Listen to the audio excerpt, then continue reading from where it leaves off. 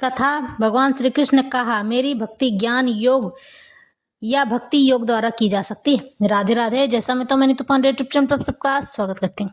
इस प्रसंग का वर्णन श्रीमद् भगवद गीता मिलता है। भगवान श्री कृष्ण आज अर्जुन को समझाते हैं, हे अर्जुन, मनुष्य दो ही तरीकों से मेरी भक्ति कर सकता है, एक तो ज्ञान के माध्यम से और दूसरा कर्म के माध्यम से। यानी कि ऐसा व्यक्ति जो ज्ञानी हो जाता है और वह सब कुछ समझने लगता है, ऐसा व्यक्ति धीरे धीरे माया से भी मोहित नहीं होता है। वह समझने लग जाता है कि जो जाने वाला है वो जाकर ही रहेगा, जो आने वाला है वो आकर ही रहेगा। प्रकृति को बदल नहीं सकते हैं, नियति में जो लिखा है उससे ऊपर न कुछ हो सकता है और ना ही कुछ होगा। इसलिए हमें प्रयास उतना ही करना चाहिए जितना कि हमें मिल सके। इसलिए भगवान श्री कृष्ण समझाते हैं कि जो है जैसा है हम केवल कोशिश कर सकते हैं, लेकिन उस चीज को बदल नहीं सकते हैं। लेकिन मनुष्य कर्म योग के द्वारा इन सब चीजों को बदल सकता है। मनुष्य जब अपने कर्म के पथ पर अग्रसर रहता है और वह केवल अपने कर्म को ही ध्यान में रखकर सारे कार्य करता है, तो आने वाला भविष्य भी वह बदलने की क्षमता रखता है। ज्ञान योग के द्वारा मनुष्य अपने ज्ञान के माध्यम से भविष्य बदल सकता है। लेकिन एक कर्म कांड करने वाला व्यक्ति, कर्म करने वाला व्यक्ति पूर्ण रूप से अपना भविष्य तो बदल ही सकता है, अपने आने वाली पीढ़ी का भी भाग्य बदल सकता है। उसमें इतनी क्षमता होती है और इन्हीं दो तरीकों से मनुष्य मुझे पा सकता है। बारंबार मैं उसके लिए तत्पर रहता हूँ, उससे मिलने के लिए इच्छुक रहता हूँ और उस पर अपनी कृपा बरसाए रखता हूँ। लोके अस्मिन् द्विविधा निष्ठा पुरा प्रोक्ता मया नद ज्ञान योगेन सांख्यानाम कर्म योगेन योगी नाम। श्री भगवान ने कहा, हे निष्पाप अर्जुन, मैं पहले ही बता चुका हूँ कि आत्म साक्षात्कार का प्रयत्न करने वाले दो प्रकार के पुरुष होते हैं। कुछ इसे ज्ञान योग द्वारा समझने का प्रयत्न करते हैं, तो कुछ भक्ति में सेवा के द्वारा। द्वितीय अध्याय के 39वें श्लोक में भगवान ने दो प्रकार की पद्धतियों का उल्लेख किया है, सांख्य योग तथा कर्म योग या बुद्धि योग। इस श्लोक में इनकी और अधिक स्पष्ट विवेचना की गई है। सांख्य योग अथवा आत्मा तथा पदार्थ की प्रकृति का विश्लेषिक अध्ययन उन लोगों के लिए है जो व्यवहारिक ज्ञान तथा दर्शन द्वारा वस्तुओं का चिंतन एवं मनन करना चाहते हैं।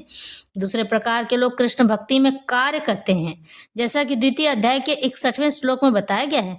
39वें श्लोक में भी भगवान ने बताया कि बुद्धि योग या कृष्ण भावनामृत के यानी कृष्ण भक्ति के सिद्धांतों पर चलते हुए मनुष्य कर्म के बंधनों से छूट सकता है तथा इस पद्धति में कोई दोष नहीं लगता है। 61वें श्लोक में इसकी सिद्धांत की और अधिक स्पष्ट की गई है कि बुद्धि योग पूर्णतया पर ब्रह्म विशेषतया कृष्ण पर आश्रित है और इस प्रकार से समस्त इंद्रियों को सरलता से वश में किया जा सकता है।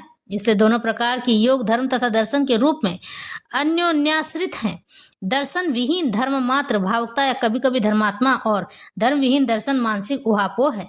यानी कि जो एक बुद्धि लगाने वाला व्यक्ति होता है वह व्यक्ति भगवान पर आश्रित इसलिए रहता है कि भगवान उसको जब बुद्धि देंगे तभी वह कार्य करेगा। ऐसा तो नहीं है कि उसकी बुद्धि की उपज अपने आप हो जाएगी और वह कार्य करता चला जाएगा।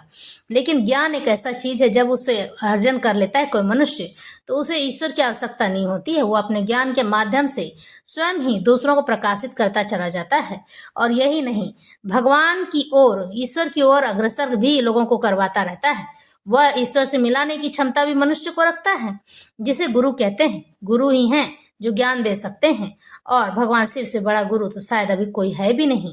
इसलिए मनुष्य के पास अगर सांसारिक गुरु न मिले, भगवान शिव को ही गुरु मानकर पूजन और अर्चन कर लेना चाहिए। उन्हें ही मानकर अपने आप को उनमें अर्पित और समर्पित कर देना चाहिए। लेकिन जब भगवान शिव की आराधना और तपस्या मनुष्य करता है तो भगवान शिव स्वयं ही हाथ पकड़कर पर ब्रह्म नारायण के हाथ में उसे सौंप देते हैं कि अब आगे का मार्ग तुम्हारा नारायण प्रशस्त करेंगे, ये तुम्हारे इष्ट हुए। इस प्रकार से ज्ञान योग, कर्म योग और भक्ति योग ये सभी भगवान को प्राप्त करने के कुछ सरल से उपाय हैं। लेकिन ये कहने में बड़े सरल लगते हैं, लेकिन असल में ये बहुत ही कठिन है, क्योंकि इनके नियमों का पालन करना सबके बस की बात नहीं है। मनुष्य अगर संसार बंधन में फंसा है तब तो उसके लिए बिल्कुल भी आसान नहीं है। उसे जहां भी 2 रुपए मिलेगा मुफ्त में वो उसके पीछे चला जाएगा।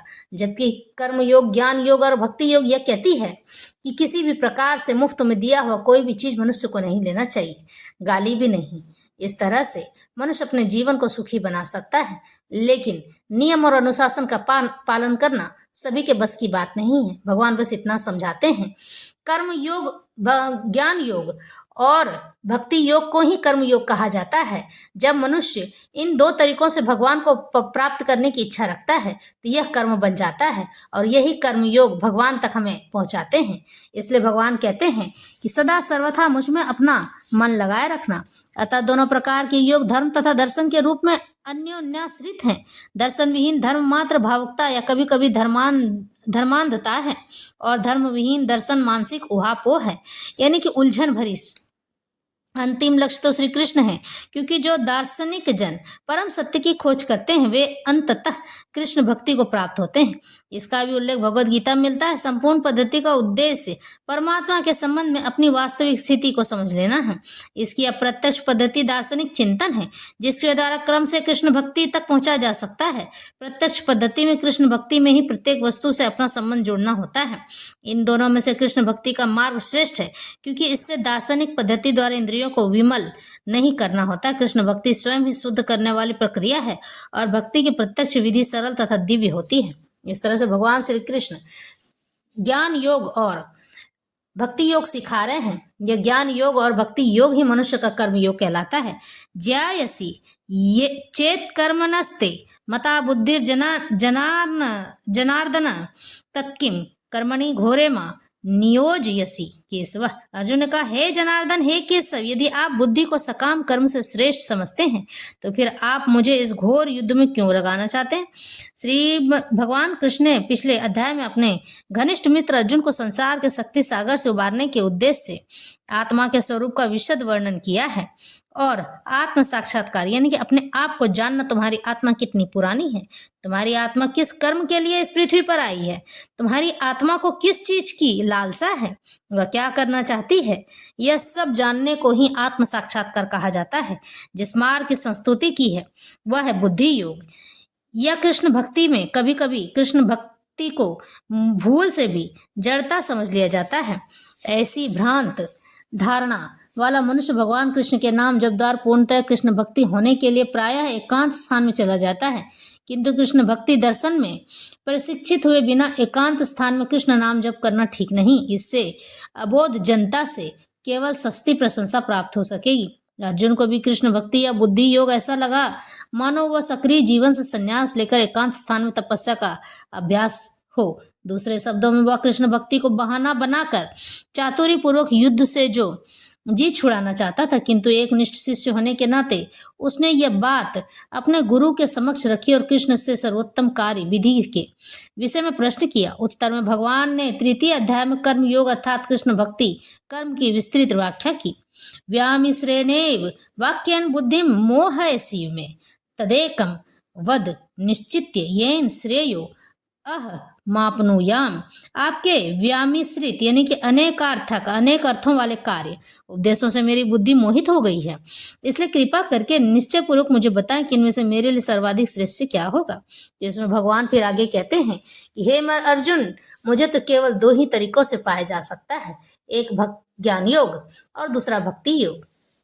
मनुष्य जो इन दोनों रास्तों को अपना लेता है वह मेरी शरण में तत्काल चला आता है।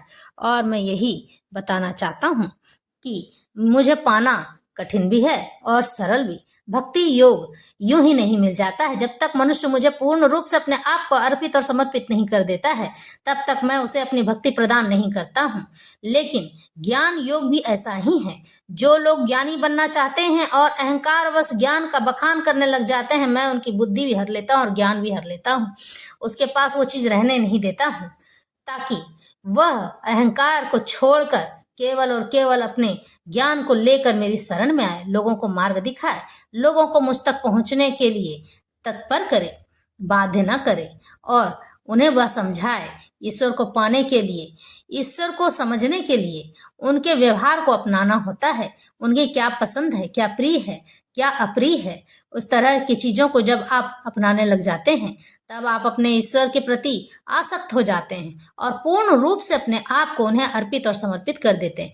जब मनुष्य यह कहकर छोड़ देता है मेरे साथ बुरा होगा तो आप जाने, अच्छा होगा तो भी आप जाने, भला होगा तो भी आप जाने, बुरा होगा तो भी आप जाने, मैं क्या खाऊंगा, कहाँ सोऊंगा, किस तरह से रहूंगा, मेरा जीवन कैसा होगा, इस तरह का बातों को भगवान श्री कृष्ण के ऊपर ही छोड़ देना चाहिए।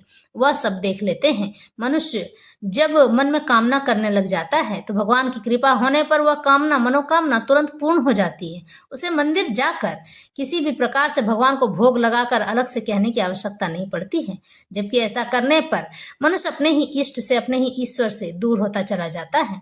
हमारे जीवन में जो भी घटना घटती है हमेशा सर्वथा सदा अच्छे के लिए घटती है, इसलिए ईश्वर पर कभी अविश्वास नहीं करना चाहिए।